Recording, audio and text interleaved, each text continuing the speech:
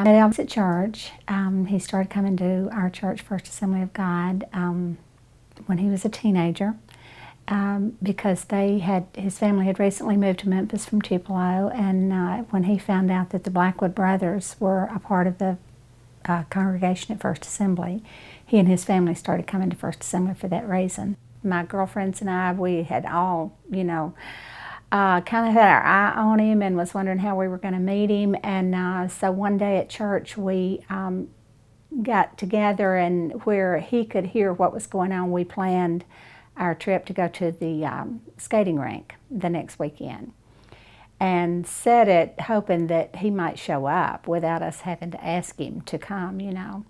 So the next weekend at the skating rink, he did come, and I took that to mean that he came because he knew I was going to be there. A little vain there, I guess, but anyway, he showed up, and he could not skate. It was obvious that he didn't come to skate, so I just went up to him when I saw him there and said, "I don't know if you know who I am or not," and introduced myself, and he said, "Yes, I know who you are." So we sat. I don't think I skated anymore that night. We just sat in the chairs and talked and visited, got to know each other.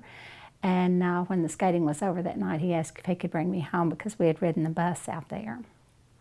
So I told my girlfriends I'd see him later, and he brought me home that night. When he took me home from the skating rink that night, he had not met my family. So we had a date. He asked me if I could go out the next Friday night, and I accepted. But when he came to pick me up that night, my mom and dad would not let me leave home with him because he was not our typical schoolboy, He had just graduated from high school, so he was a little bit older than I was, and wore his hair a little different and dressed a little different. So my parents weren't too crazy about me leaving home with him until they got to know him a little better. So we stayed home that night and played Monopoly, as I remember, or some card game. When Elvis and I started dating, of course, it was just like, pretty much like any young teenage couple that started dating. We enjoyed being together, going to movies. There was a place here in Memphis, it used to be called Riverside Park, and there was a canteen there where they had a jukebox, and a lot of the kids from the school would go over there and play the jukebox and dance. And Elvis would have his guitar with him occasionally.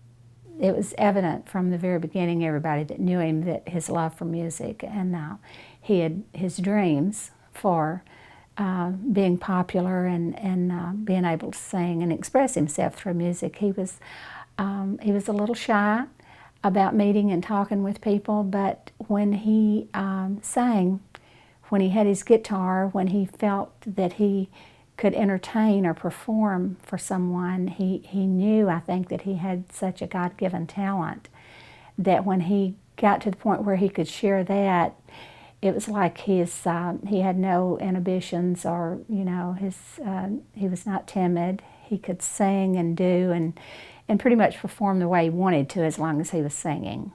So it was quite a change, quite an exciting time for us to be there and see those changes happening in him, from becoming Elvis Presley to becoming Elvis Presley. So it was quite an exciting time for all of us who knew him during that time.